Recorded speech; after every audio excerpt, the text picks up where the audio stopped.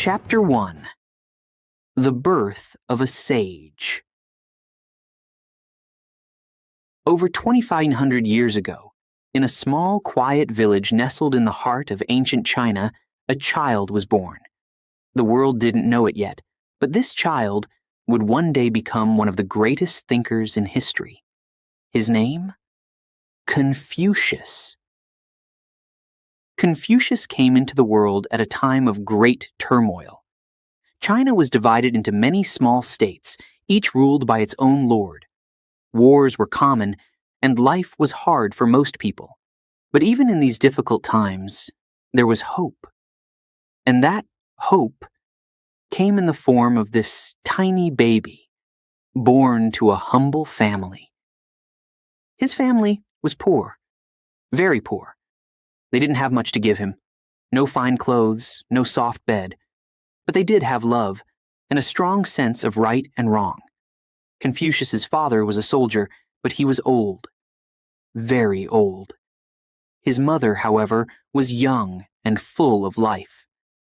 She was wise beyond her years, and she knew, she knew, that her son was special. From the very beginning, Confucius showed signs of greatness. As a baby, he was quiet and thoughtful. His eyes seemed to see more than just what was in front of him. He watched the world around him with curiosity. And even before he could speak, it was clear. This child was different. His mother, she nurtured this curiosity.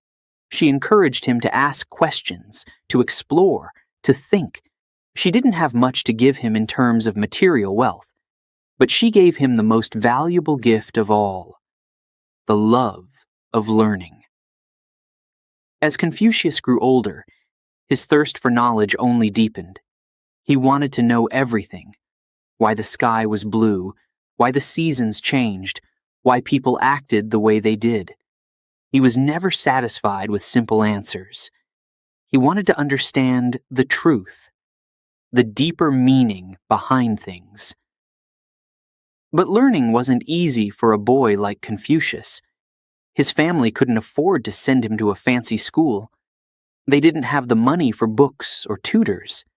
Yet, his mother, she found a way. She made sure he had access to whatever knowledge she could find. She told him stories from the past, tales of great heroes and wise men. She taught him about the importance of respect, of kindness, of doing what is right, even when it is hard. Confucius listened to his mother's lessons with rapt attention. He absorbed every word, every idea, and his mind. His mind. It was like a sponge.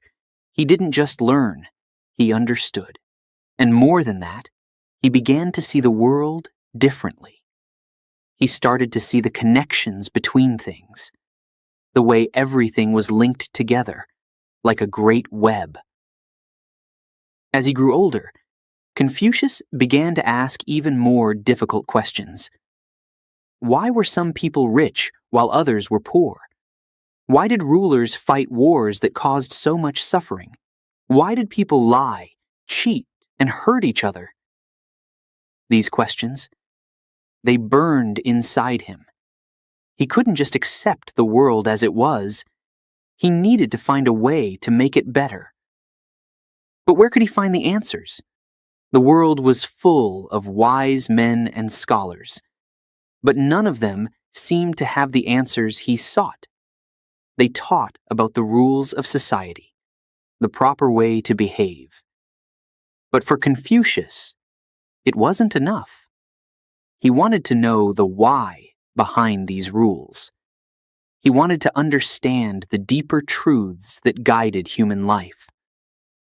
One day, as a young boy, Confucius stood on a hilltop, looking out over the village where he was born.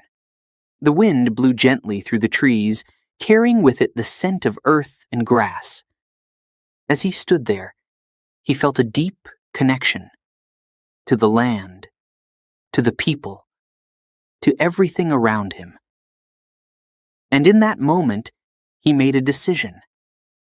He would dedicate his life to seeking wisdom, to finding the answers to the questions that troubled him, and to teaching others what he learned. His mother, she supported him every step of the way. She knew that his path would be difficult, that he would face many challenges, but she also knew that he had the strength to overcome them. "You are destined for greatness," she would tell him. "But remember, greatness isn't about power or wealth. It's about wisdom and how you use it to help others." Confucius took these words to heart. He knew that his journey would be long and hard, but he was ready. He was determined to learn, to grow, and to find the wisdom he sought. And so, he began his journey.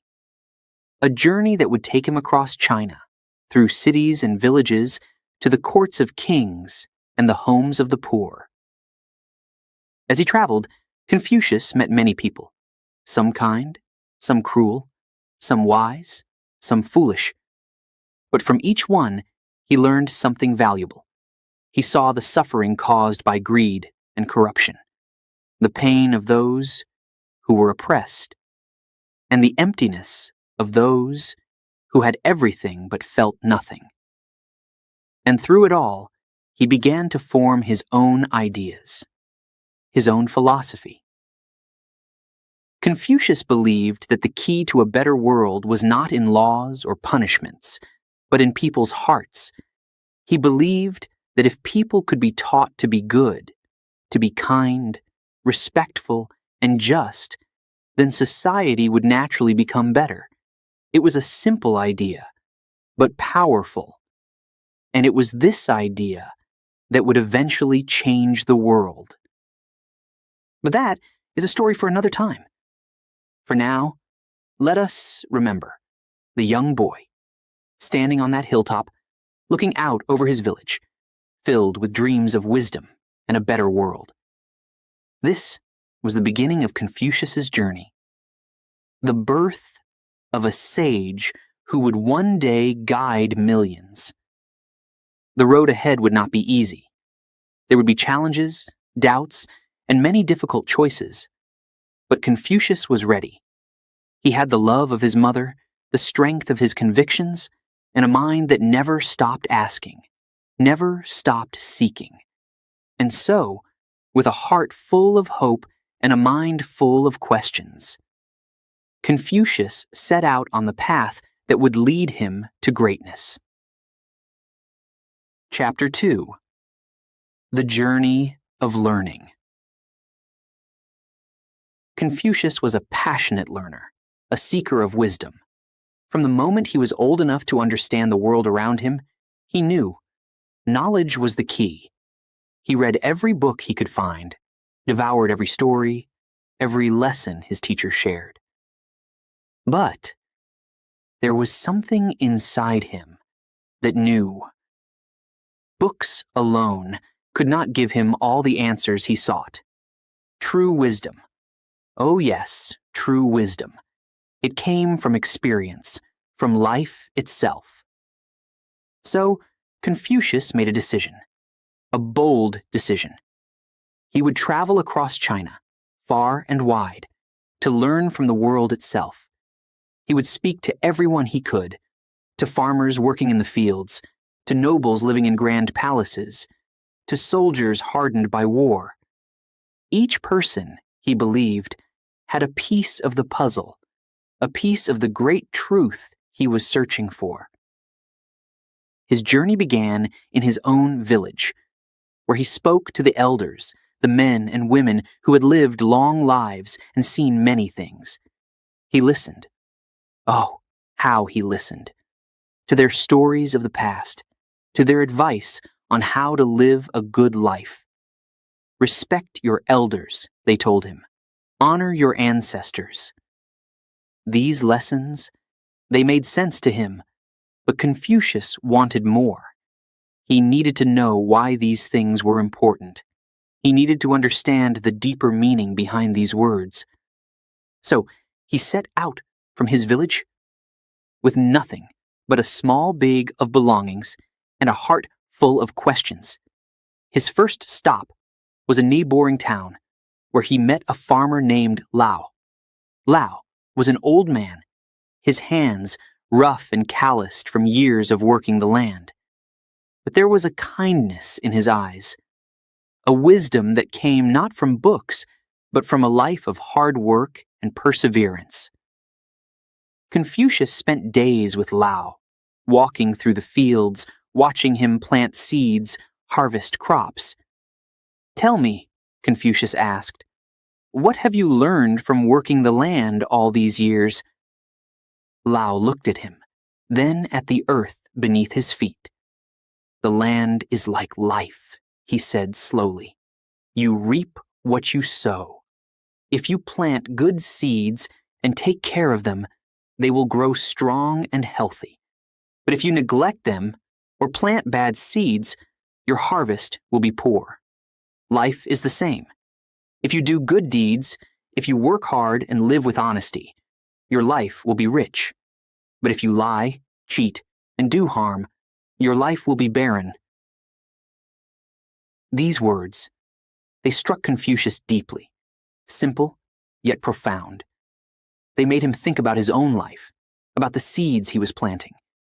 He realized that wisdom didn't always come from complicated ideas. Sometimes the greatest truths were the simplest. But he didn't stop there. Oh no. Confucius knew that his journey had just begun. From the fields of Lao, he moved on to the bustling city of Lu, where he met scholars and nobles, people who had studied for years and held great knowledge. He listened to their lectures on history, on politics, on philosophy. He read their books, filled with words that were both beautiful and complex. Yet, as he listened and read, Confucius began to notice something.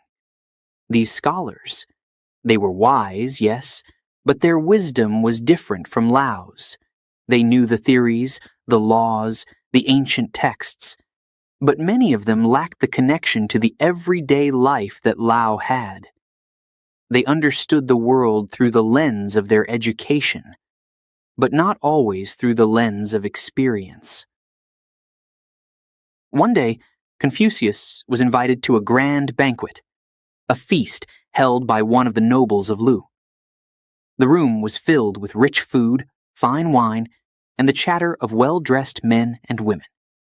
As he sat there, watching the nobles talk and laugh, he couldn't help but think of Lao, working in the fields, content with his simple life. There was a disconnect, a gap between the world of the scholars and the world of the farmers. And Confucius, he wanted to bridge that gap. As the banquet continued, Confucius asked the nobleman beside him, "Tell me, what do you think is the most important quality a ruler should have?" The nobleman, who was dressed in silk robes, thought for a moment before answering. "A ruler must be strong," he said. "He must be powerful and feared by his enemies. Only then can he maintain control and keep order in his land." Confucius nodded, but inside, he wasn't satisfied with this answer. Strength was important, yes, but was it the most important? He thought back to Lao, to the farmer's simple wisdom about planting good seeds. Strength alone could not bring a good harvest. There had to be more, something deeper. His journey continued, from the grand city of Lu to the dusty roads of the countryside. He met soldiers who had fought in battles, their faces lined with the scars of war. He spoke to merchants who traveled from town to town, trading goods and stories.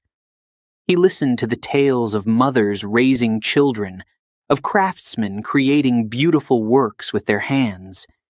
Each person, each encounter, taught him something new. From the soldiers, Confucius learned about courage, about the strength it takes to stand up for what is right, even when it is difficult. But he also learned about the cost of war, the pain and suffering it brings, not just to the soldiers, but to everyone. War. It was not the answer to the world's problems. There had to be another way. A way to solve conflicts without violence. From the merchants, Confucius learned about the importance of fairness, of honesty in trade and in life. They told him stories of deals made and broken, of trust earned and lost. A man's word, they said, is like gold. Once you lose it, it's hard to get it back. This lesson, it resonated with Confucius. Trust, he realized, was the foundation of all human relationships. Without it, society would crumble. As Confucius traveled, he began to piece together these lessons, weaving them into a tapestry of understanding. He saw that wisdom was not just one thing. It was a collection of many things, of experiences, of stories, of lessons learned from all walks of life. It wasn't enough to know the words of the scholars. One had to understand the lives of the farmers, the soldiers, the merchants, the mothers. True wisdom, oh yes, true wisdom, came from seeing the world through many eyes, from understanding the struggles and joys of others. One day, after many months of travel, Confucius found himself back in his village. He was older now, wiser, but also more humble. He realized that the more he learned, the more he understood how much he didn't know. And this realization was perhaps the greatest lesson of all. He went to see Lao, the old farmer, who was still working the fields. As they walked together, Confucius shared with him the stories of his journey, the lessons he had learned from the scholars, the soldiers, the merchants. Lao listened carefully, nodding as Confucius spoke. "You've learned much," Lao said with a smile. "But remember, Confucius, wisdom is like a tree. It takes time to grow, and it needs strong roots. The roots are the simple truths we learn early in life, the things we often take for granted. Don't forget them as you continue to grow." Confucius nodded, understanding now what Lao meant. He had seen the world, learned from many people, and gathered much knowledge. But the foundation of wisdom, the roots, were the simple, profound truths he had learned from the very beginning. Respect, kindness, honesty, and humility. These were the seeds of wisdom. And so, Confucius returned to his studies, but with a new perspective. He knew now that learning was not just about books or lectures. It was about life itself. Every person he met, every experience he had, was a teacher.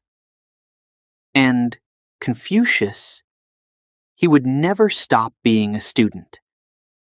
This journey of learning, it was only the beginning for Confucius.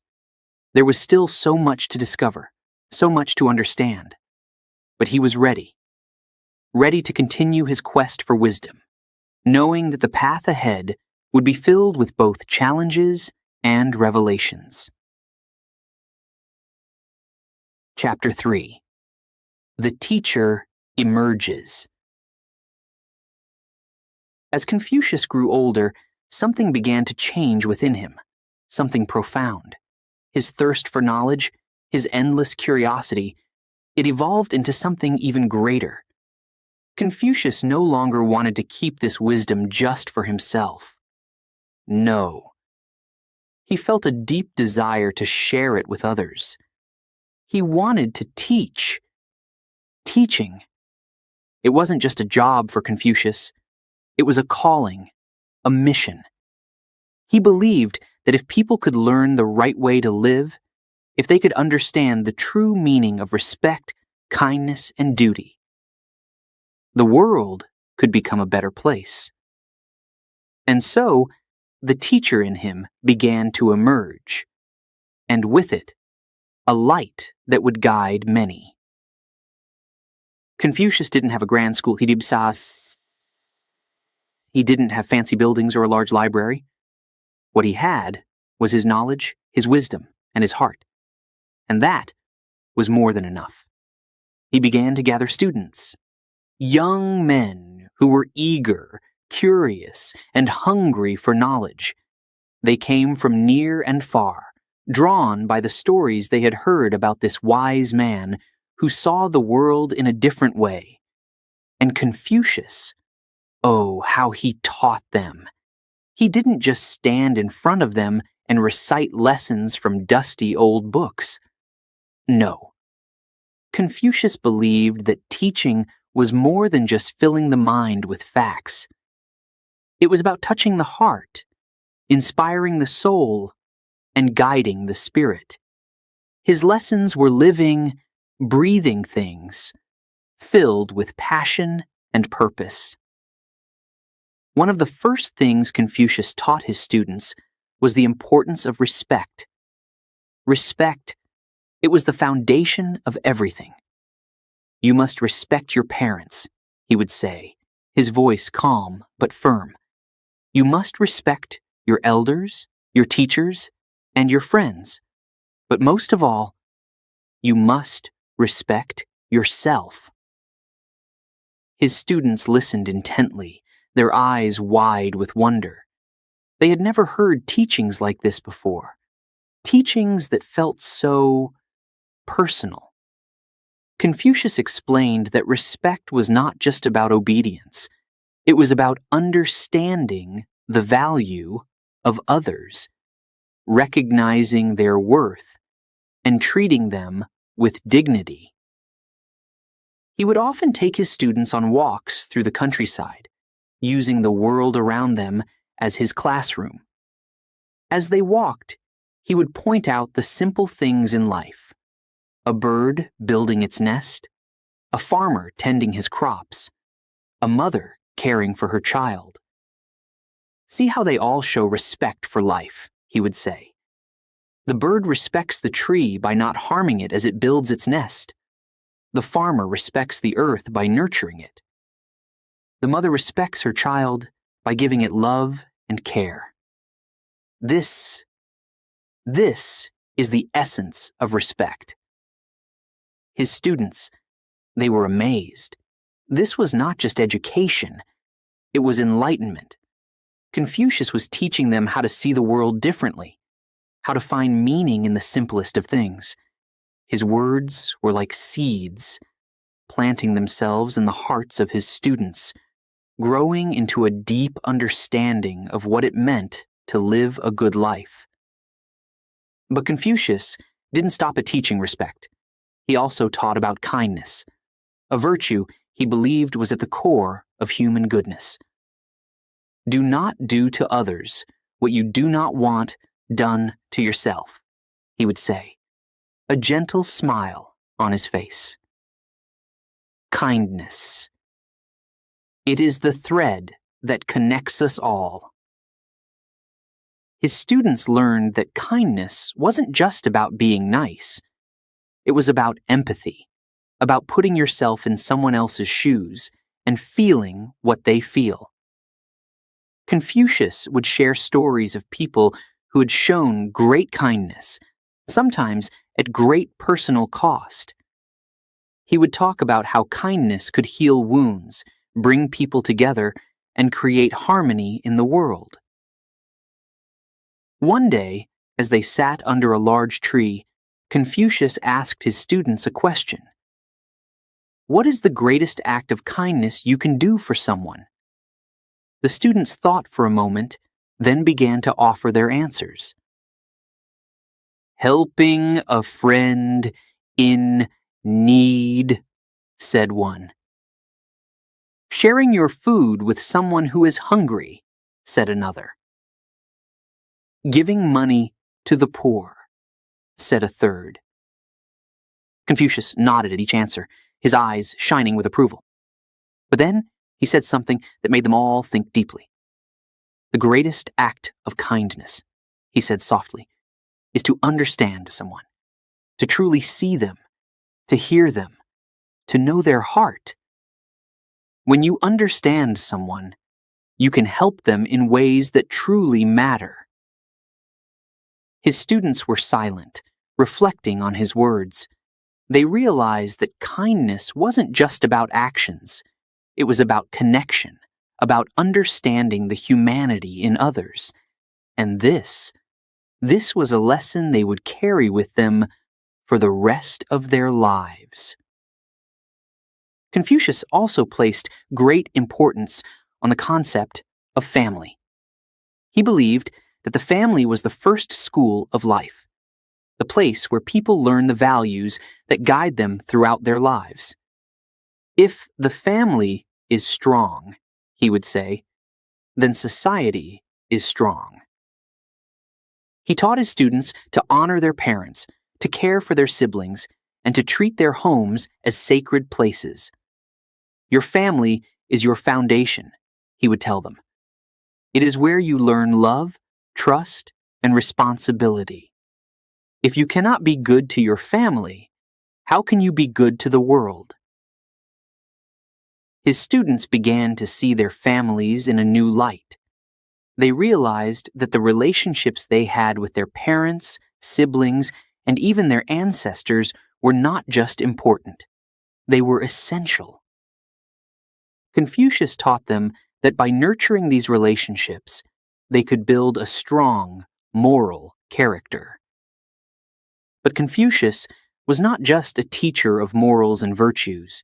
He was also a teacher of wisdom, of how to live a balanced, harmonious life. He taught his students to seek knowledge, but also to seek balance, to find the middle path where extremes are avoided and harmony is achieved.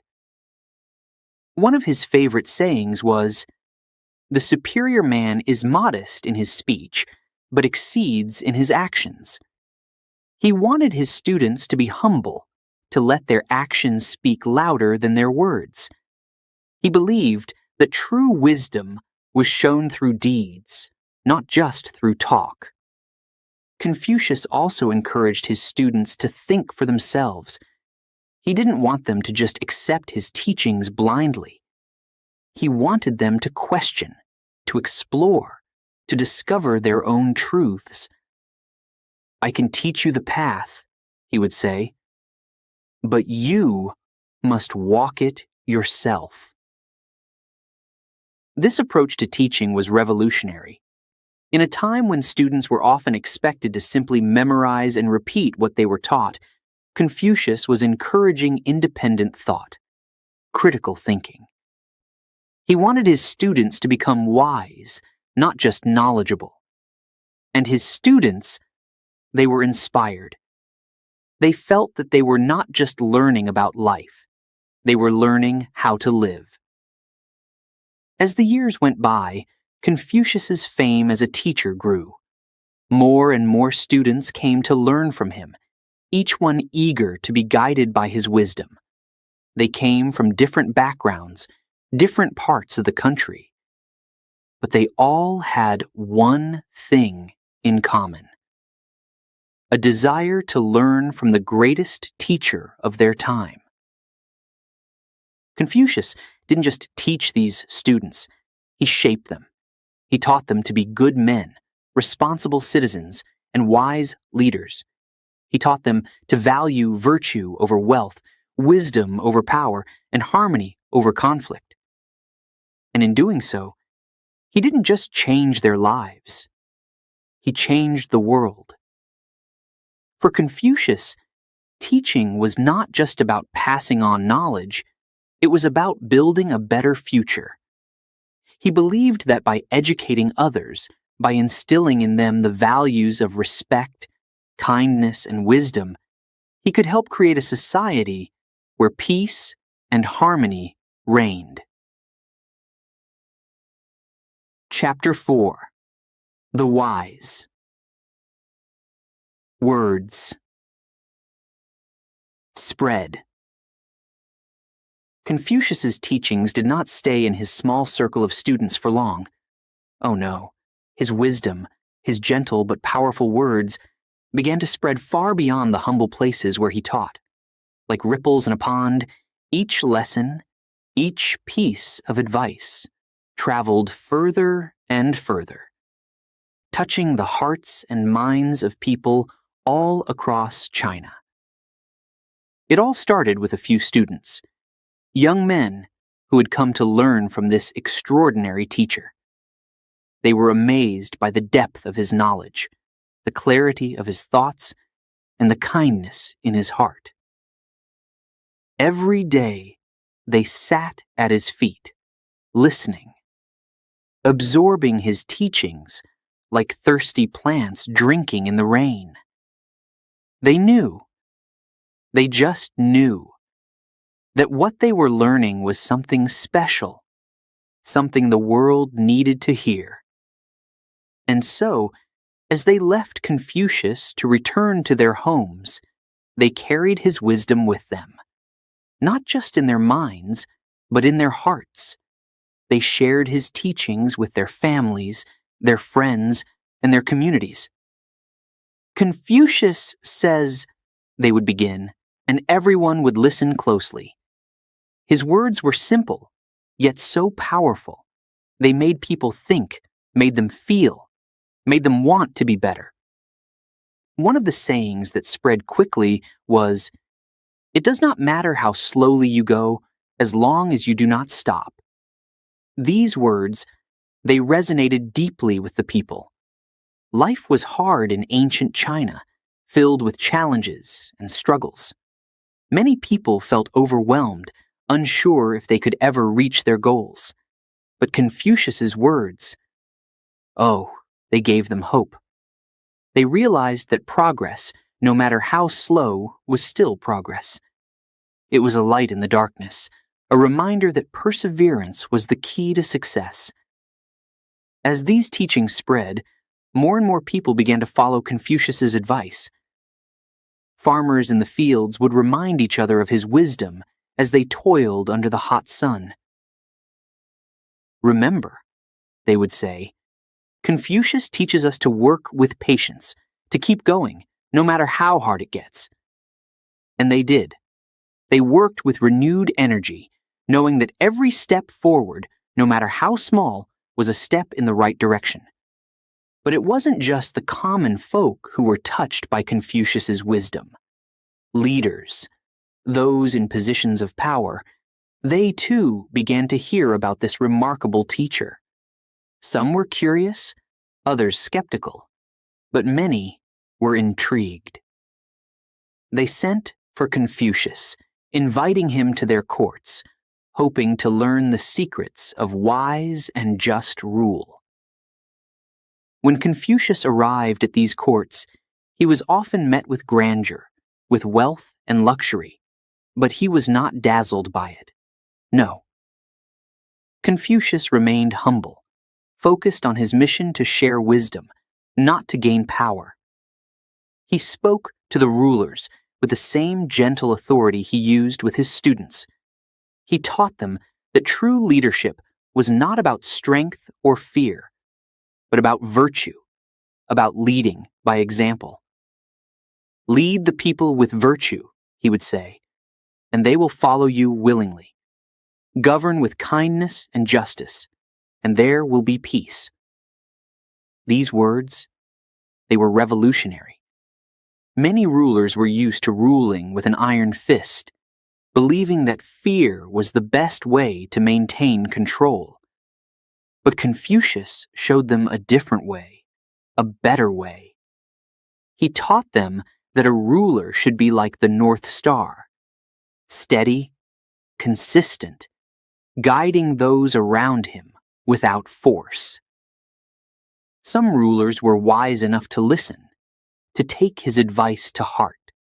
They began to change the way they governed, focusing more on fairness, on kindness. They treated their people with respect, and in return, they earned their loyalty. Confucius's teachings began to transform not just individuals, but entire regions. The people prospered. There was less conflict, more harmony, and word of these changes spread even further. But not everyone welcomed Confucius's ideas. There were those who were threatened by his teachings, who saw them as a challenge to their power. These rulers, they didn't want to change. They wanted to keep ruling as they always had, with fear and oppression. They tried to dismiss Confucius, to silence his voice, but it was too late. His words had already taken root in the hearts of the people. They could not be easily forgotten or ignored. Confucius, however, did not let these challenges discourage him. He knew that not everyone would understand or accept his teachings right away, but he also knew that truth had a way of enduring. He continued to teach, to share his wisdom wherever he went, confident that those who were ready would hear him. One of the most important teachings that spread was about the importance of family. Confucius believed that the family was the foundation of society, that if families were strong, society would be strong. He taught that children should honor and respect their parents, that parents should love and guide their children, and that brothers and sisters should support each other. These ideas, they resonated deeply with the people. In a time when family was often the only source of stability and support, Confucius' teachings reinforced the bonds that held families together. Parents began to teach their children his wisdom, to pass it down from generation to generation. It became more than just a philosophy. It became a way of life. And as these teachings spread from family to family, village to village, they began to shape the culture itself. People started to see the value in living a life of virtue, of treating others with kindness and respect. They saw that by following Confucius's advice, their lives were not just better. They were richer, more meaningful. Confucius's influence grew, not because he sought power or fame, but because his words, his simple, powerful words, spoke to the truth within each person. They reminded people of the goodness they already had inside them, of the potential they had to create a better world. Soon, Confucius was known across the land. His name became synonymous with wisdom, with virtue.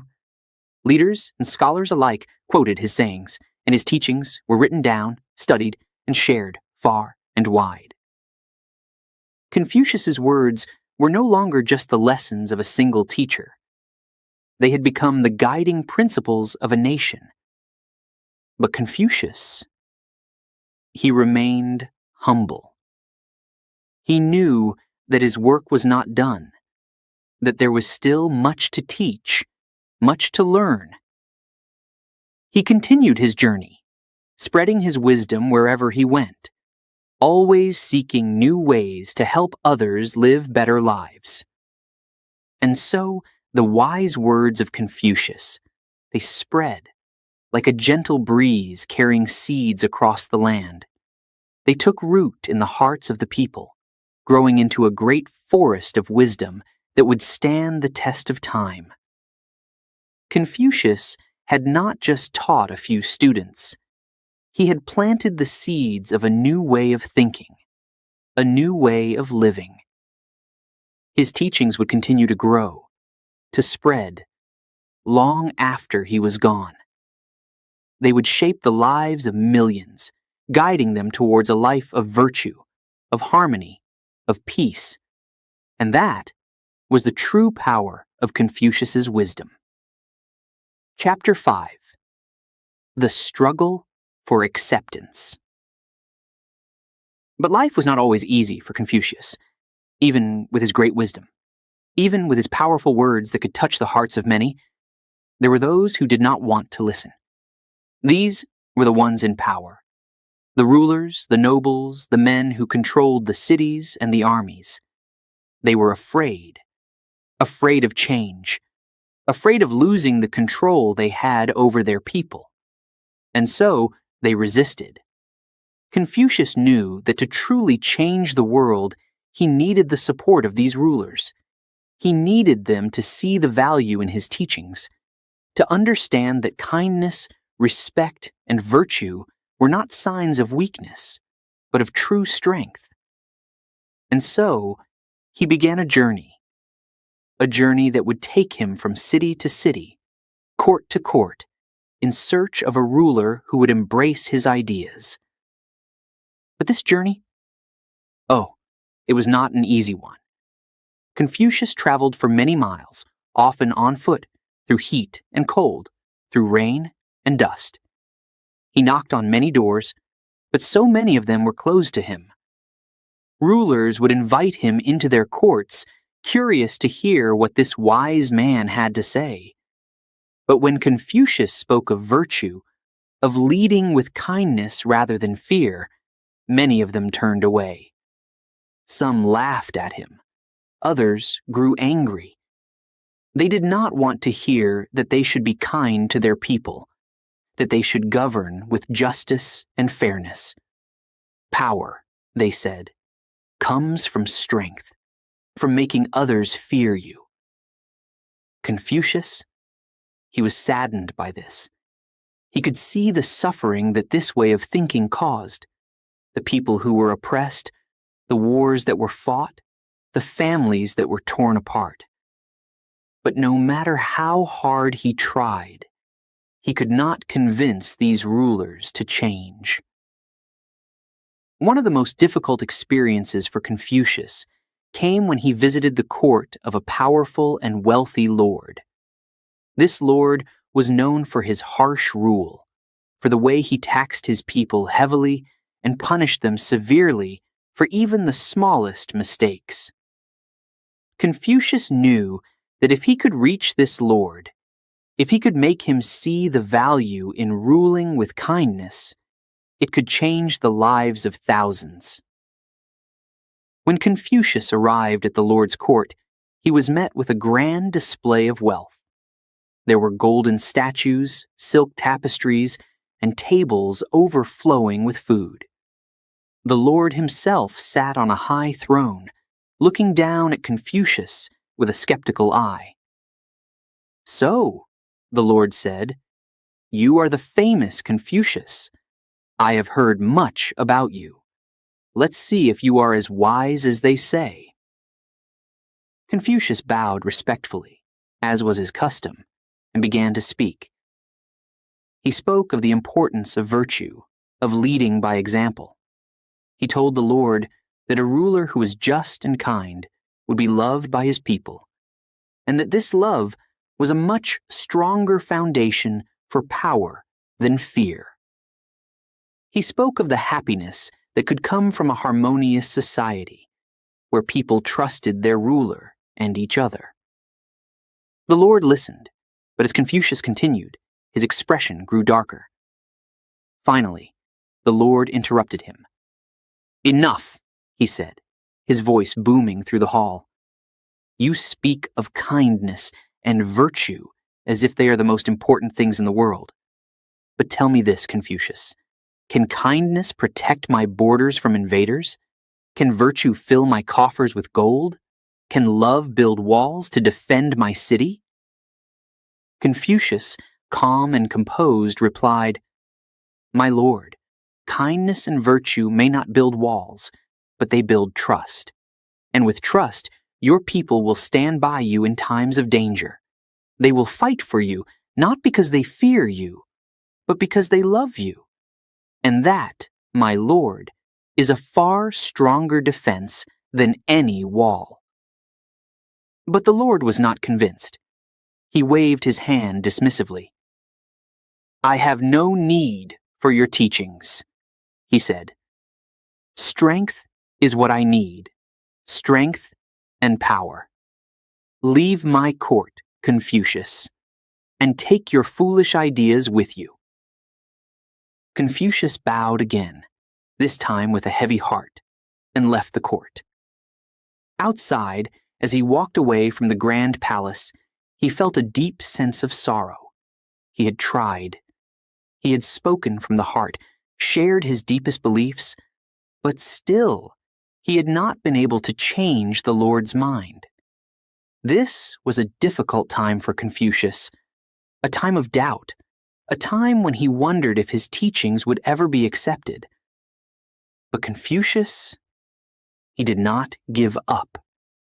He knew that the path to wisdom was not always easy, that there would be many obstacles along the way. He had faith in his ideas, faith in the goodness of people, even if that goodness was sometimes buried deep inside them. And so, he continued his journey, continued to knock on doors, to speak to rulers, to teach wherever he could. There were times when Confucius and his small group of followers went hungry, when they had no place to sleep. The road was long, and the rejections were many. But Confucius' spirit, it remained strong. He believed with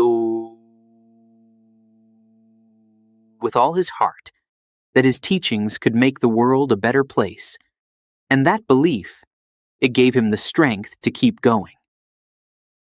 One day, after many months of travel, Confucius came to a small village. The people there had heard of him. They knew he was a wise teacher, and they welcomed him warmly. The village was poor, but the people were kind. They offered him food, a place to rest, and most importantly, they offered him their open hearts. Confucius stayed in the village for several days, teaching the people about respect, kindness, and the importance of family. He spoke to them in simple words, words they could understand and relate to. He didn't talk about grand philosophies or complex ideas. He talked about life, about how to live in a way that brought harmony and peace. And the people, they listened. They took his teachings to heart, and slowly, Confucius began to see a change.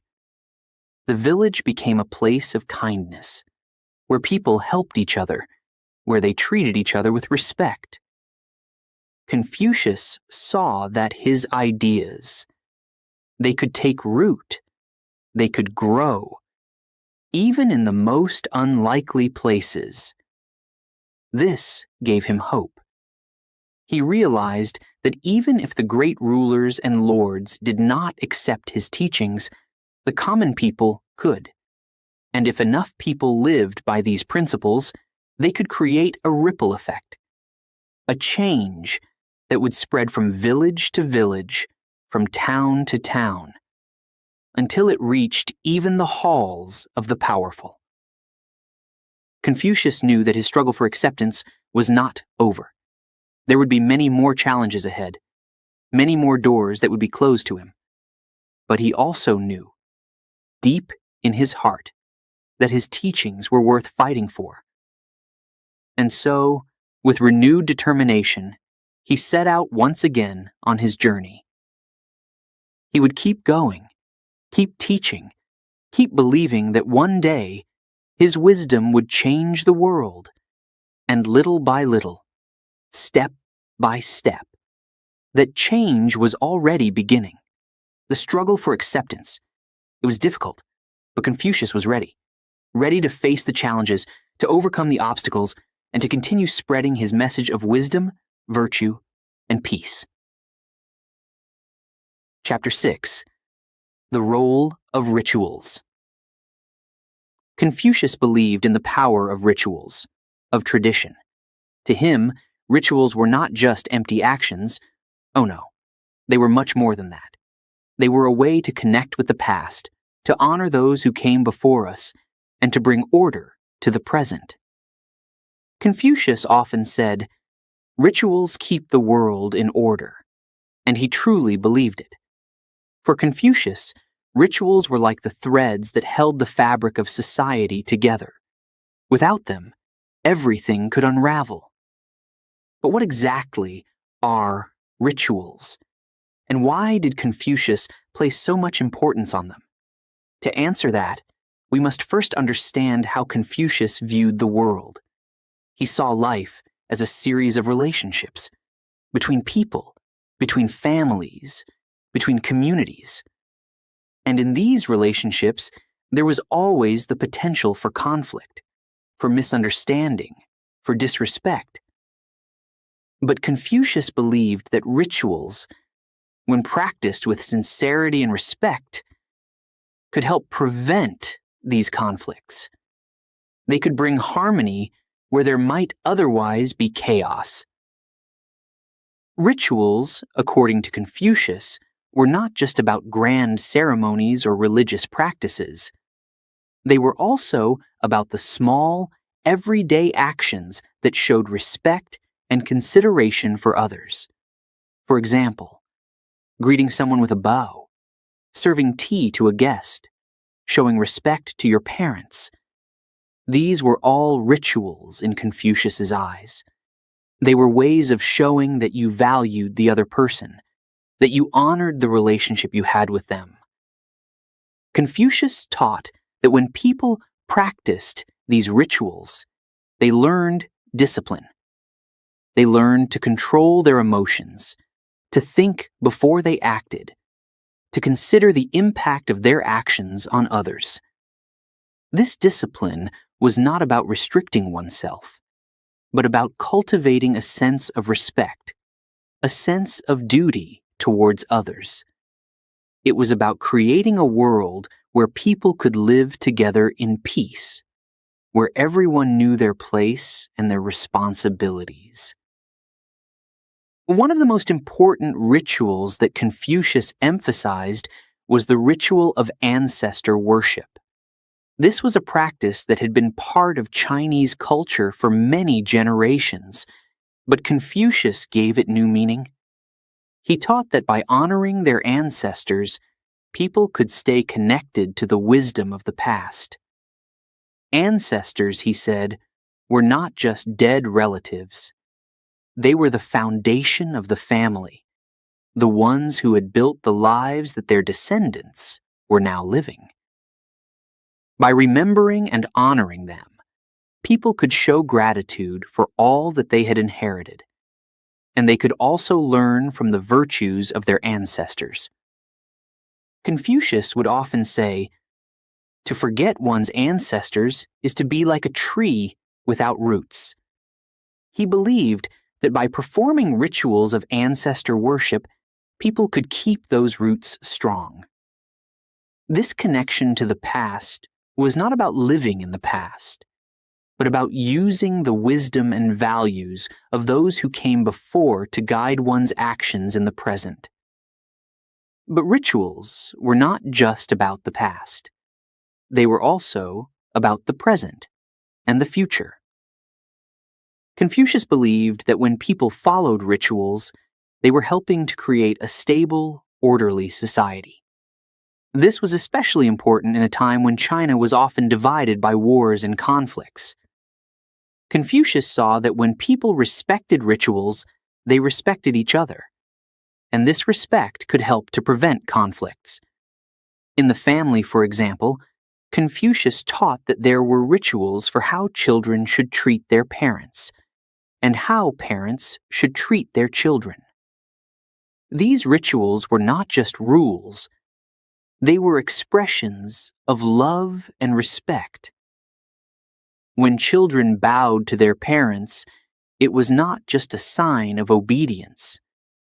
It was a way of showing that they valued the guidance and care their parents had given them. And when parents followed rituals in raising their children, they were not just enforcing discipline. They were showing their children that they were loved and cherished. Confucius also believed that rituals played a crucial role in the governance of a country. He taught that rulers should lead by example, that they should follow rituals to show their respect for their people and for the laws of the land. A ruler who performed rituals sincerely would earn the respect of his subjects. And this respect would help to create a peaceful and prosperous society. One of the rituals that Confucius particularly valued was the ritual of offering sacrifices to heaven. This was a ceremony in which the ruler would offer thanks to the heavens for the blessings they had bestowed upon the land. Confucius saw this ritual as a way for the ruler to acknowledge that his power came not just from himself, but from a higher authority. It was a way for the ruler to show humility, to recognize that he had a duty to govern wisely and justly. But Confucius also taught that rituals must be performed with sincerity. He warned against performing rituals just for show, or just because it was expected. Rituals without sincerity, he said, are like a body without a soul. For Confucius, the true value of a ritual came from the intention behind it, from the respect and thoughtfulness that went into it. If a person performed a ritual just to fulfill an obligation, without understanding or believing in its meaning, then the ritual was empty. It had no power to bring about harmony or respect. This idea of sincerity was central to Confucius's teachings on rituals. He believed that when people performed rituals with sincerity, they were not just going through the motions. They were actively participating in the creation of a harmonious society. They were showing respect not just for the ritual itself, but for the values that it represented, for the relationships that it honored. Confucius's teachings on rituals became a cornerstone of his philosophy. They were woven into every aspect of his teachings, from his ideas on family and government to his beliefs about morality and virtue. He saw rituals as a way to bring order to the world, to create a society where people could live together in peace and respect. And so, Confucius taught his students, and through them, the world, the importance of rituals. He showed them that rituals were not just about following rules, but about creating connections, about showing respect, about living a life of virtue. He taught them that through rituals, people could learn discipline, could learn to control their emotions, to think about others, to act with integrity. Confucius believed that if everyone followed these rituals, the world would be a better place. And in many ways, he was right. His teachings on rituals became deeply embedded in Chinese culture. They influenced the way people lived, the way they treated each other, the way they governed themselves. Even today, thousands of years later, the rituals that Confucius taught are still practiced, still valued, still seen as a way to create harmony in the world. The role of rituals. It was central to Confucius's vision of a better world. And through his teachings, that vision has endured, a testament to the power of rituals to connect us to the past, to guide us in the present, and to shape our future. Chapter 7. The Importance of Family. For Confucius, family was everything. To him, the family was not just a group of people living together, it was the foundation upon which all of society was built. A strong family, he believed, was the key to a strong and harmonious society. Respect your parents, Confucius would often say. Honor your elders. These words were not just advice, they were the heart of his teachings. Confucius saw the family as the first school of life, the place where the seeds of good behavior were planted, where the lessons of respect, kindness, and duty were first learned. He taught that the way we treat our family is the way we will treat others in the world. If we are kind and respectful at home, if we honor our parents and care for our siblings, we will carry those same values with us into our communities, our workplaces, and beyond. But why was family so important to Confucius? To understand this, we need to look at how he viewed the relationships within a family. For Confucius, the family was a microcosm of society, a smaller version of the larger world. The roles and responsibilities within the family, the love between parents and children, the respect between siblings, the care for the elderly, were all reflections of how people should behave in society. Confucius believed that if a person learned to be a good son or daughter, a good brother or sister, they would also learn to be a good citizen, a good leader, a good friend.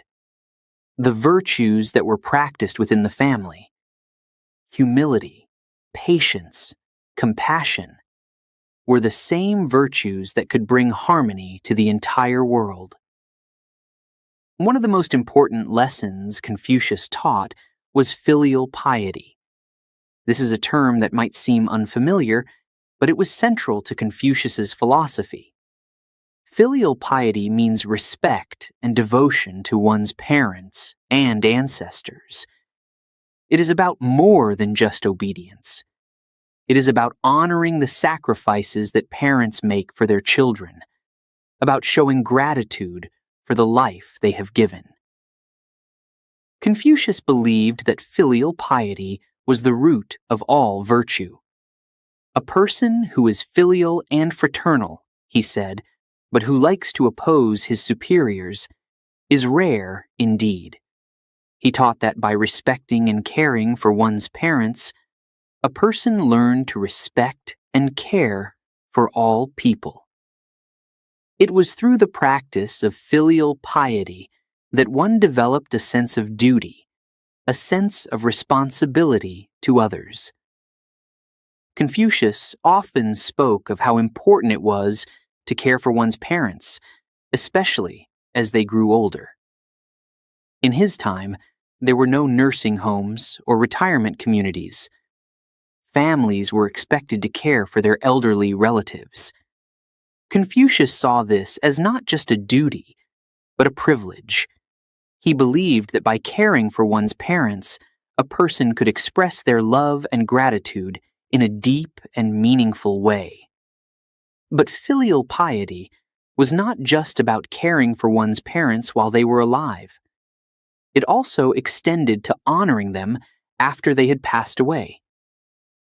Confucius taught that by performing rituals of ancestor worship, by remembering and honoring the dead, people could keep the spirit of their parents and ancestors alive. This connection to the past, this respect for those who came before, was seen as essential to maintaining a strong and stable family. Confucius also believed that the relationship between siblings was crucial to the health of the family. He taught that brothers and sisters should love and support each other, that they should avoid jealousy and competition.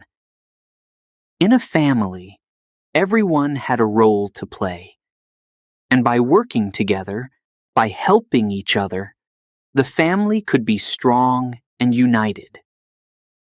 This idea of harmony within the family was something Confucius emphasized again and again.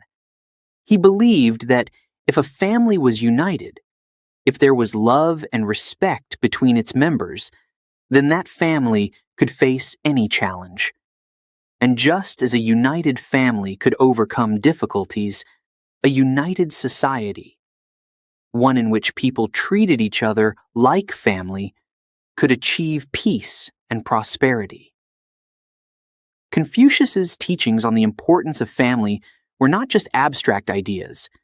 They were based on his own experiences. He grew up in a family that, although not wealthy, was rich in love and respect. His mother taught him the values of hard work, of respect for elders, of the importance of education. These lessons stayed with Confucius throughout his life, shaping his philosophy and guiding his actions. As Confucius traveled and taught, he saw how families could be torn apart by greed, by jealousy, by a lack of respect. He saw how children who did not honor their parents often grew up to be selfish and unhappy. And he saw how families that practiced filial piety, that cared for each other and worked together, were strong and resilient, able to face the challenges of life with grace and dignity. Confucius believed that the strength of a society could be measured by the strength of its families. If families were strong, if they were built on a foundation of love, respect, and duty, then society would be strong as well. But if families were weak, if they were divided, if they lacked respect and unity, then society would suffer. This belief in the importance of family has had a profound impact on Chinese culture and on many other cultures around the world. Even today, thousands of years after Confucius lived, his teachings on family continue to influence the way people think about their relationships with their parents, their siblings, their children. In many ways, Confucius's teachings on family are just as relevant today as they were in ancient China. We live in a world that is often fast-paced and chaotic, where the bonds of family can sometimes be stretched thin. But Confucius reminds us that no matter how busy we are, no matter how far we may roam, our family is our foundation. It is where we learn to love, to respect, to care for others. And just as Confucius taught, the way we treat our family is a reflection of how we will treat the world. If we can be kind, patient, and respectful at home, if we can honor our parents, love our siblings, care for our children, then we will carry those same values with us into our communities, our workplaces, our interactions with others. For Confucius, family was everything. It was the school of love and virtue, the place where the seeds of good behavior were planted. And this idea, this belief in the importance of family, has influenced cultures for centuries. It is a legacy that continues to shape the way we live, the way we think, the way we treat each other. Chapter 8: The Power of Education. Confucius was a firm believer in education, for everyone. He understood, deeply, that education was not just for the wealthy or the privileged. No, it was for anyone who was willing to learn, anyone who had the desire to grow and improve. Education knows no class, he declared with conviction. To Confucius, this was not just a statement. It was a guiding principle, a truth that he lived by every single day. In ancient China, education was often reserved for the rich, for those who could afford tutors and books. But Confucius, he saw things differently. He believed that every person, whether they were born into wealth or poverty, had the potential to learn, to gain wisdom, and to make a difference in the world. By nature, men are alike, he would say, but through practice, they become different. These words carried profound meaning. They were a message of hope, a promise that education could change lives. Confucius opened his heart and his home to anyone who wanted to learn. It didn't matter if they were rich or poor, young or old. He welcomed them all because he believed that the desire to learn was the greatest qualification of all. His students came from all walks of life: farmers, merchants, sons of noblemen, and even those who had once been considered outcasts. They all gathered around him, eager to hear his teachings, eager to grow. For Confucius, education was more than just the acquisition of knowledge. It was about building character, about becoming a better person. He taught his students that learning was a lifelong journey, one that required dedication, humility, and a willingness to change. The more you learn, he would say, the more you realize how much you do not know. This idea was both humbling and inspiring. It motivated his students to keep learning, to keep striving for wisdom. But Confucius didn't just teach his students from books. He taught them through experience, through discussions, through questioning. He believed that true understanding came from thinking deeply about what one learned, from applying it to life. He would often ask his students difficult questions, questions that made them think, that challenged their assumptions. What is the right way to live? He would ask. How can we be virtuous in a world full of challenges? These questions, they were not easy to answer, but they were the heart of Confucius's teaching. He also taught that education was not just about personal growth. It was about social responsibility. Confucius believed that those who were educated had a duty to use their knowledge to help others, to contribute to society. To educate yourself is to better the world, he would tell his students. This idea, it was revolutionary. In a time when education was often seen as a way to gain power or prestige, Confucius emphasized its role in serving others, in creating a better world. Confucius's belief in the power of education was not just about words. It was about action. He worked tirelessly to ensure that his students received the best education possible. He would spend hours with them, discussing philosophy, ethics, and the nature of life.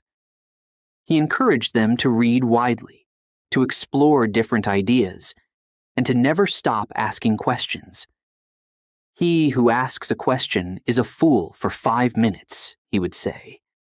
But he who does not ask remains a fool forever.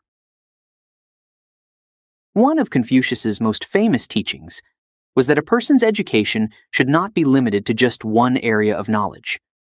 He believed in a well-rounded education, one that included learning about literature, history, music, and even physical exercise. He taught his students the importance of being balanced, of developing their minds, their hearts, and their bodies. A true gentleman, he would say, is well-rounded in all things. But Confucius also recognized that education was not just about learning facts.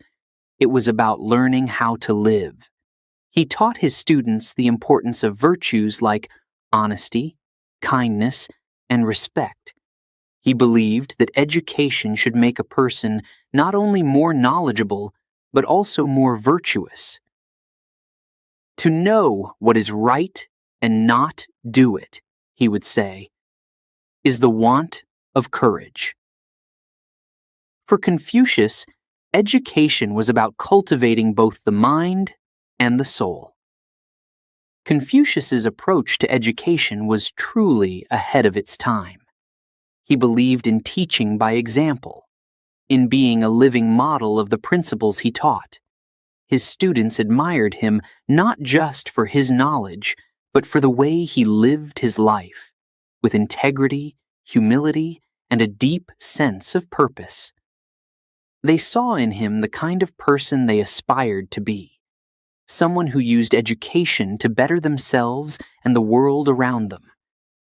The impact of Confucius's teachings on education was profound. His ideas spread far and wide, influencing not only his students, but also future generations. His belief in the power of education to lift people up, to transform societies, became a cornerstone of Chinese culture. And it didn't stop there. His teachings have influenced educational philosophies around the world for centuries. Confucius showed the world that education was not just a privilege for the few, but a right for everyone. He demonstrated that through education, people could rise above their circumstances, could overcome the barriers of class and status. He believed that education was the great equalizer, that it could create a society where people were judged not by their birth, but by their character and their abilities. This idea, this belief in the power of education, was a light in the darkness, a beacon of hope for all who wished to learn. It inspired people to seek knowledge, to strive for wisdom, to become the best versions of themselves. And even today, thousands of years later, Confucius's teachings continue to inspire, to guide, and to uplift. As we reflect on Confucius's teachings, let us remember the power of education, the power to change lives, to change the world. Let us remember that education is not just about gaining knowledge. It is about becoming a better person, about using what we learn to make a difference. And let us be inspired by Confucius's belief that education knows no class, that it is a gift for everyone, a light that shines for all who seek it. The power of education. It is a force for good, a force for change. And Confucius, he understood this better than anyone. Through his teachings, he showed the world that education is not just a path to knowledge, but a path to wisdom, to virtue, to a better life. And that is the true power of education. Chapter 9. The Virtue of Humility. Despite his growing fame, despite the many students who flocked to him seeking his wisdom, Confucius remained humble, always. He was known far and wide as a great teacher, a man of immense knowledge and virtue. But Confucius, he never saw himself as the greatest. No. He saw himself as something much simpler, a lifelong student, always learning, always growing. Real knowledge, Confucius would often say, is to know the extent of one's ignorance. These words carried deep meaning. They reflected a truth that guided Confucius throughout his life. He understood that no matter how much he learned, no matter how many books he read, how many lessons he taught, there was always more to discover, more to understand. This awareness, this recognition of the vastness of knowledge and the limits of his own understanding was at the heart of Confucius's humility. Confucius taught his students to value humility, to see it not as a weakness, but as a strength. He believed that humility was the foundation of true wisdom, because only when a person admits that they do not know everything can they open themselves up to new learning. A wise man, Confucius would say, is not afraid to say, "I do not know." These words were not just advice. They were a way of life for Confucius. In his teachings, Confucius often used examples from his own life to illustrate the importance of humility. He would tell his students about the times when he had been wrong, when he had made mistakes, and how he had learned from those experiences. He showed them that even the wisest person can be wrong, that the true measure of wisdom is not in never making mistakes, but in learning from them, in growing from them. Confucius believed that pride, the opposite of humility, was a dangerous thing.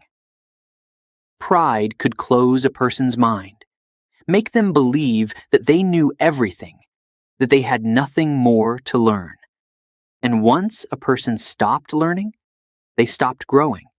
They became stagnant, stuck in their own limited understanding. Pride, Confucius would say, is the enemy of wisdom. He taught his students to guard against it, to always remain humble, no matter how much they knew, no matter how much they achieved. But humility, for Confucius, was not just about recognizing one's own limitations. It was also about respecting others. He taught his students that a humble person listens to others, values their opinions, even if they are different from their own. A wise man, Confucius would say, is willing to learn from anyone, no matter who they are. This was a revolutionary idea in a time when social status often determined whose voice was heard and whose was ignored. Confucius believed that everyone had something to teach, something to share. He would often say, "When I walk with two others, I can always find a teacher among them." These words showed his deep respect for others, his belief that wisdom could be found in many places, from many people. He encouraged his students to listen, to be open to learning from everyone they met, no matter their background, no matter their status. This humility, this constant pursuit of learning, is what made Confucius truly wise. He never stopped questioning, never stopped seeking new knowledge, new understanding. Even as he grew older, even as his fame spread, Confucius remained a student of life, always eager to learn more. One day, one of Confucius's students asked him, "Master, you are so wise. Do you ever feel that you have learned everything there is to know?" Confucius smiled at the question, a gentle smile filled with wisdom and kindness. "No," he replied, "I have not even begun to scratch the surface of all there is to know. The more I learn, the more I realize how much I do not know. This is the great beauty of learning. It never ends." These words left a deep impression on his students. They began to understand that wisdom was not a destination, but a journey that required humility, a willingness to admit that there was always more to learn, always more to discover. Confucius taught them that the wisest person was not the one who knew the most, but the one who was most open to learning. But Confucius's humility was not just about knowledge. It was also about how he lived his life. Despite his fame, despite the respect he commanded, Confucius lived simply. He did not seek wealth or power. He did not surround himself with luxury or grandeur. He lived modestly, focusing on what was truly important to him: his teaching, his students, and his quest for wisdom. Confucius's humility also extended to his relationships with others. He treated everyone with respect, whether they were rich or poor, powerful or weak. He listened to others, valued their opinions, and never placed himself above them. Even when he was in the presence of great rulers or wealthy nobles, Confucius remained humble, always remembering that true greatness was not about wealth or power, but about virtue and wisdom. This humility, this quiet strength, was what drew so many people to Confucius. They saw in him a man who, despite his great knowledge, remained down to earth, approachable, and kind. They admired him not just for what he knew, but for who he was.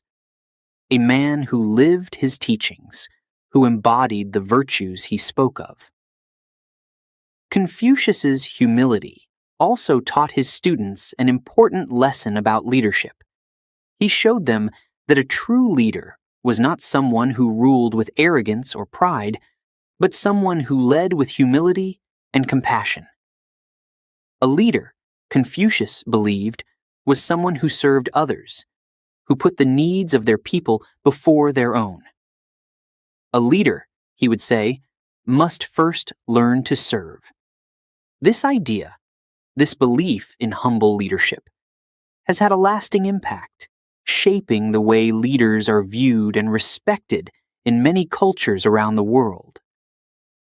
As we reflect on Confucius's teachings, let us remember the virtue of humility, the strength that comes from recognizing our own limitations, from being open to learning, from respecting others. Let us remember that true wisdom is not about knowing everything, but about always being willing to learn more. And let us be inspired by Confucius's example, by his lifelong pursuit of knowledge, his unwavering humility, his belief that there is always more to discover. For in this humility, in this constant quest for wisdom, lies the true greatness of Confucius. And it is this greatness, this quiet, humble strength, that has made his teachings resonate through the ages, touching the hearts and minds of people around the world. Chapter 10. The Legacy Begins. As Confucius grew older, he began to reflect on his life, his teachings, the journey he had taken. He had traveled far and wide, shared his wisdom with countless students, and seen the impact of his ideas on the lives of many. But as he watched the sun set on his life, he began to realize something profound, something that filled him with both humility and a quiet sense of purpose. His ideas, his teachings, would live on, long after he was gone. Confucius was no longer just a teacher. He was a guide for generations to come. His students, they were more than just learners. They were the carriers of his wisdom, the ones who would ensure that his words would echo through history.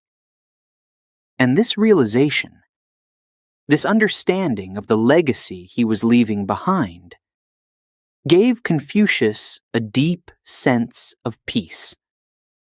One day, as he sat with his students in the quiet of the evening, Confucius spoke to them about the importance of preserving knowledge, of passing it on to future generations. "My dear students," he said, his voice calm and steady, "the wisdom we have gained together, the lessons we have learned, they are not just for us. They are for those who will come after us, for the children of our children. It is our duty, our responsibility, to ensure that this wisdom is not lost." His students listened with great respect, understanding the gravity of his words. They had always known that their master was a man of great wisdom, but now they began to see him as something more, as a bridge between the past and the future. They knew that the knowledge they had gained from him was precious, that it was something that needed to be protected, cherished, and shared. And so, they began to write down his sayings, his ideas, his teachings. They captured his words in ink, carefully preserving the lessons they had learned over the years. They wrote about his beliefs, his thoughts on virtue, respect, humility, and the importance of family. They recorded his ideas about governance, about education, and about the power of rituals. These writings, these precious documents, would become the foundation of Confucianism, a philosophy that would shape the hearts and minds of millions. Confucius knew that his students were capable, that they understood the importance of their task, but he also knew that preserving his teachings was not just about writing them down. It was about living them, about embodying the principles he had taught them. A book, Confucius would say, can hold words, but only a life well lived can hold wisdom. He wanted his students to carry his teachings in their hearts, to live by them every day, and to pass them on not just through words, but through actions. As the years went by, Confucius watched with pride as his students grew into wise and virtuous men. They became teachers themselves, spreading his teachings to new generations of students who would, in turn, continue the cycle. Confucius's ideas were like seeds that his students planted in the fertile soil of young minds, where they would grow and flourish, bearing fruit for generations to come. Confucius often spoke of the importance of tradition, of the need to honor the past while embracing the future. He believed that his teachings were not just for his time, but for all time, that the principles of respect, virtue, and humility were universal, timeless truths that could guide humanity through any era. And so, as his students carried his teachings forward, they did so with a sense of reverence, a deep understanding that they were not just preserving the past, but also shaping the future. But Confucius was not only concerned with the intellectual legacy he was leaving behind. He also thought deeply about the moral and spiritual impact of his teachings. He knew that wisdom was not just about knowledge. It was about living a good life, about making the world a better place. He believed that his teachings had the power to bring about change, to create a society where people treated each other with kindness, where leaders ruled with justice, and where families were strong and united. As he grew older, Confucius became more and more aware of the influence his teachings were having. He saw how his ideas were spreading, how they were being adopted by rulers, scholars, and ordinary people alike. He saw how his students were becoming leaders in their own right, how they were using his teachings to guide their decisions, to shape their communities, to bring about positive change. And yet, despite this growing influence, Confucius remained humble. Always. He never sought power or fame. He never claimed credit for the changes that were taking place. He saw himself not as the source of wisdom, but as a vessel, a channel through which the timeless truths of humanity could flow. "I am but a man," he would often say, "a man who has been blessed to learn, and to share what I have learned with others." Confucius's humility, his deep sense of purpose, and his unwavering commitment to his teachings. These were the qualities that endeared him to his students and to the many who came after him. They saw in him not just a teacher, but a model of what it meant to live a good life, to live with integrity, with respect, with a constant thirst for wisdom. As Confucius neared the end of his life, he took comfort in knowing that his legacy was secure, that his teachings would live on through his students and through the countless others who would come to learn from him, even long after he was gone. He knew that his words would continue to guide people, to inspire them to seek knowledge, to live virtuously, to treat others with kindness and respect.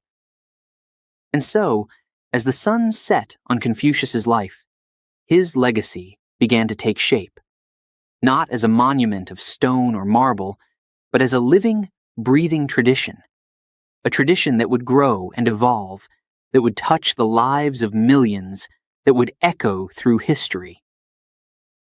Confucius's legacy was not just about the words he spoke. It was about the lives he touched, the hearts he inspired, the changes he helped to bring about in the world.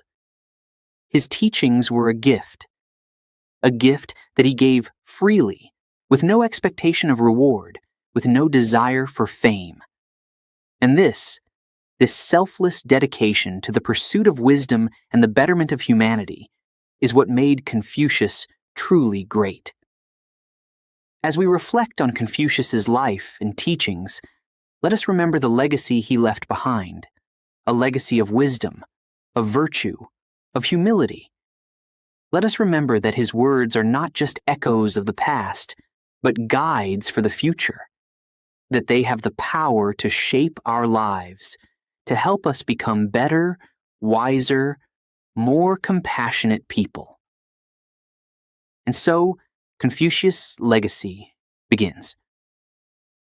A legacy that continues to this day, inspiring countless generations, guiding them on the path of wisdom, and reminding us all that the true measure of a life well lived is not in the wealth we accumulate or the power we wield, but in the knowledge we share, the love we give, and the positive change we bring to the world. Chapter 11. The Influence Across the Ages. Confucius did not know how far his teachings would reach. When he shared his wisdom with his students, when he walked through villages and spoke in the courts of rulers, he could not have imagined the impact his words would have, not just in his time, but for centuries to come. But over the years, over the centuries, his influence spread far beyond China, touching the hearts and minds of people all around the world. It all began in the small villages of ancient China, where Confucius lived and taught. His ideas on respect, on family, on education, they resonated deeply with those who heard them.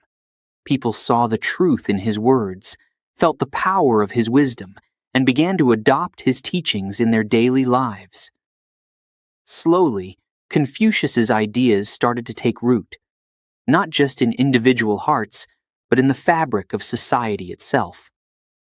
As the years passed, Confucius's teachings became more than just lessons. They became a way of life. His students and their students carried his wisdom with them, spreading it to new places, sharing it with new people. Confucianism, as it came to be known, became a guiding philosophy, a set of principles that helped people navigate the challenges of life, that showed them how to live with integrity, with respect, with compassion. Confucius's ideas about respect for elders, about the importance of family, these were concepts that resonated deeply in Chinese culture. But they didn't stay there. Oh no. They spread far beyond the borders of China, influencing cultures across Asia and eventually the entire world. In Korea, Japan, Vietnam, and beyond, Confucius's teachings became a foundation for education, for government, for social behavior.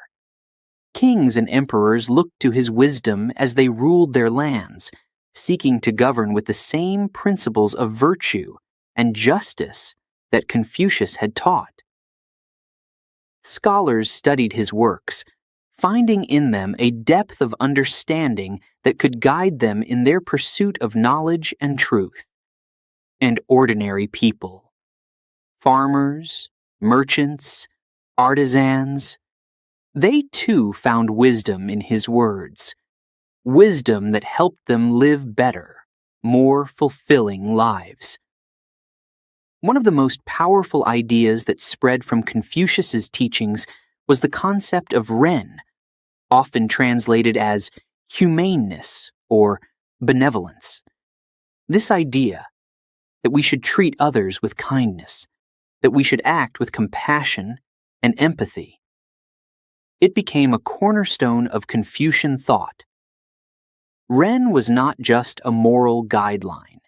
It was a way of living, a way of interacting with the world that could bring about harmony and peace. Another key concept was Li, which refers to ritual, propriety, and social harmony. Confucius taught that by following the proper rituals, by respecting social norms, people could create order in society and live together in harmony. This idea that there is a proper way to act, a proper way to treat others, it became deeply embedded in many cultures, shaping the way people interacted with each other, the way they built their communities. But perhaps one of the most revolutionary ideas that Confucius spread was his belief in the power of education for everyone. Education knows no class, he declared, and this idea, it was groundbreaking. Confucius believed that anyone, no matter how poor or rich, could learn and improve themselves. This belief, that education could lift people up, could give them the tools they needed to become better, wiser, and more virtuous. It was a light in the darkness, a beacon of hope for all who wished to learn. Over the centuries, Confucius's teachings on education became the foundation for educational systems across Asia. Schools were established based on his principles, where students learned not just about literature and history, but also about ethics, about how to live a good life. The civil service exams in China, which were used to select government officials, were based on Confucian teachings. These exams emphasized knowledge, virtue, and the ability to think critically. Principles that Confucius had championed. And Confucius's influence didn't stop there. As his teaching spread, they began to influence thinkers and leaders in other parts of the world. In the West, philosophers and scholars studied his works, finding in them ideas that resonated with their own beliefs about morality, governance, and education. Confucius's emphasis on virtue, on leading by example, on the importance of family and social harmony.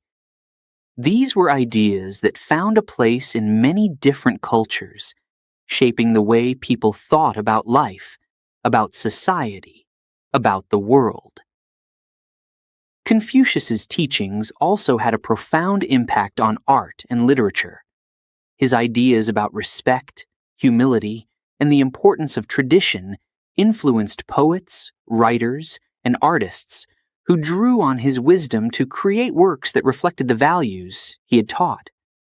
In paintings, in poems, in stories, the influence of Confucius could be seen, a testament to the enduring power of his ideas. But Confucius's influence was not just felt in the realms of philosophy, government, and art. His teachings also had a deep impact on the way people lived their daily lives. In many cultures, the principles of Confucianism became part of the social fabric, guiding the way people treated each other, the way they raised their children, the way they interacted with their communities. Confucius's ideas about the importance of family, about respecting one's elders, about living a life of virtue. These were lessons that were passed down from generation to generation, becoming part of the cultural heritage of many societies. And so, Confucius's legacy grew across time, across cultures, across the world. His teachings, which began in the small villages of ancient China, spread far and wide, touching the lives of millions, guiding them on the path of wisdom, of virtue, of a better life. Confucius may not have known how far his teachings would reach, how deeply they would resonate with people from all walks of life. But the influence of his ideas, it is undeniable. Confucianism became more than just a set of teachings.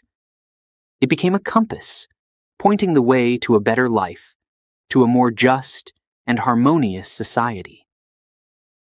As we reflect on the impact of Confucius's teachings, let us remember that his wisdom is not just for the past, it is for the present and for the future. His ideas about respect, about education, about the importance of family and social harmony. These are principles that can guide us today, just as they guided people centuries ago. Confucius's influence across the ages is a testament to the power of wisdom, to the enduring value of ideas that speak to the heart of what it means to be human. His teachings remind us that no matter where we come from, no matter what challenges we face, we can always strive to live with virtue, with respect, with compassion. And so, the legacy of Confucius lives on in the hearts and minds of people around the world, in the cultures that have been shaped by his teachings, in the wisdom that continues to guide us on the path to a better life. His words, his ideas, they are not just echoes of the past. They are a light for the future, showing us the way forward, inspiring us to be better, to do better, to live better. Confucius, the teacher, the sage, the guide, his influence reaches across the ages, touching lives, shaping minds, and guiding humanity on the path of wisdom and virtue. His legacy, it is a gift to the world, a gift that continues to give, generation after generation, across time, across cultures, across the world. 2. The eternal sage. Confucius passed away, but his spirit, his wisdom, lives on. Even though his physical presence is long gone, the light of his teachings continues to shine brightly, illuminating the paths of countless lives, guiding them toward wisdom, virtue, and a better understanding of the world. Confucius's death was not the end. Oh no. It was the beginning of something much greater, the birth of a legacy that would endure through the ages. His students, those who had gathered around him, who had learned from him, who had been inspired by his words, they carried his teachings forward, spreading them far and wide. And as the years turned into decades, and the decades into centuries, Confucius's ideas took root in the hearts of people around the world. Today, even after more than 2,000 years, Confucius's teachings are still studied, still respected, still followed. In classrooms across Asia, students learn his sayings, ponder his wisdom, and reflect on how his ideas can be applied to their own lives. In homes, families teach their children the values of respect, kindness, and filial piety that Confucius so cherished. And in the hearts of people around the world, his words continue to inspire, to guide, to challenge them to be better, to do better, to live better. One of Confucius's most powerful teachings was this: to see what is right and not do it is want of courage. These words, they remind us that wisdom is not just about knowing what is right, but about doing it. It's easy to recognize the right path, to understand the difference between right and wrong. But it takes true courage, true strength, to follow that path, especially when it is difficult, when it requires sacrifice, when it goes against the grain. Confucius taught that wisdom must be put into action, that knowing what is right is not enough if we do not have the courage to act on it. This teaching, it has resonated through the ages, reminding each generation that the pursuit of virtue, the pursuit of a good life, requires more than just knowledge. It requires bravery, determination, and a commitment to doing what is right, even when it is hard. Confucius, the eternal sage, will forever be remembered as a beacon of wisdom, a teacher for all of humanity. His life, his teachings, his impact, they have transcended time, transcended culture, transcended borders. He has become more than just a figure of history. He has become a symbol of the pursuit of wisdom, a reminder that the values of respect, kindness, and virtue are timeless, that they are as relevant today as they were thousands of years ago. In many ways, Confucius's teachings are more than just lessons. They are a way of life. They are a compass, pointing us in the right direction, helping us navigate the challenges of life with integrity, with compassion, with respect for others. His ideas about the importance of family, the value of education, the necessity of humility, these are principles that can guide us in our relationships, in our work, in our communities. But Confucius was also keenly aware of the challenges that come with living a virtuous life. He knew that the path of wisdom is not always easy, that there will be obstacles, temptations, and moments of doubt. Yet, he taught that these challenges are not to be feared, but to be embraced as opportunities to grow, to learn, to become stronger. Confucius often spoke of the importance of self-reflection, of looking inward to understand our own strengths and weaknesses. The superior man examines himself, he would say.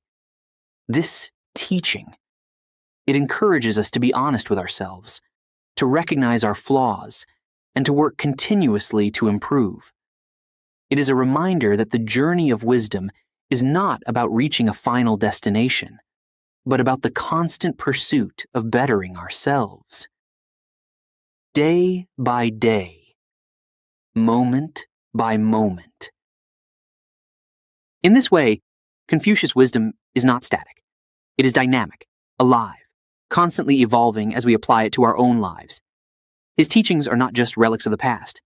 They are tools for the present, guiding us as we navigate the complexities of the modern world.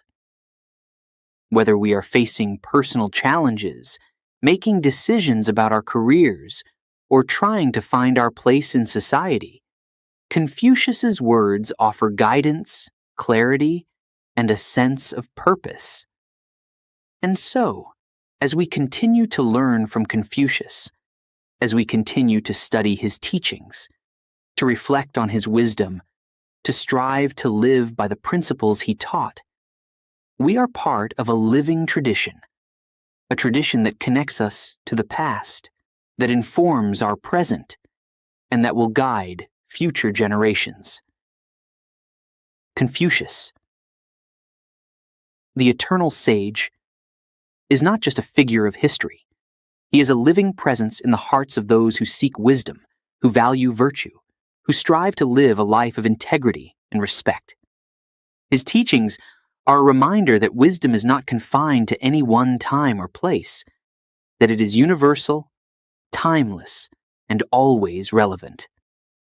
As we carry his teachings forward, as we pass them on to our children, as we apply them in our daily lives, we are contributing to the legacy of Confucius, ensuring that his wisdom continues to shine brightly, that it continues to guide humanity on the path of virtue and wisdom.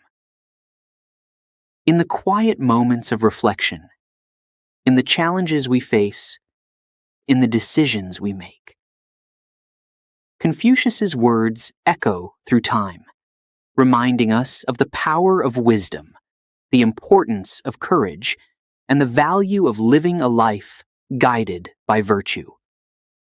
And so, Confucius lives on, not just in the pages of history books, but in the hearts and minds of people around the world. He remains a guiding light, a source of inspiration, a teacher whose lessons will never fade, whose wisdom will never grow old. Confucius, the eternal sage, is with us still, guiding us, teaching us, helping us find our way in a world that is often uncertain, often challenging. His words, his teachings, his legacy, they are gifts that continue to give, generation after generation. Let us remember Confucius, not just as a man of the past, but as a teacher for all time, a beacon of wisdom, a guide on the journey of life. His spirit, his wisdom, they live on in each of us as we strive to live by the principles he taught, as we strive to do what is right, to live with integrity, to seek wisdom and virtue in all that we do. Confucius, the eternal sage, will forever be remembered as a beacon of wisdom, a teacher for all of humanity.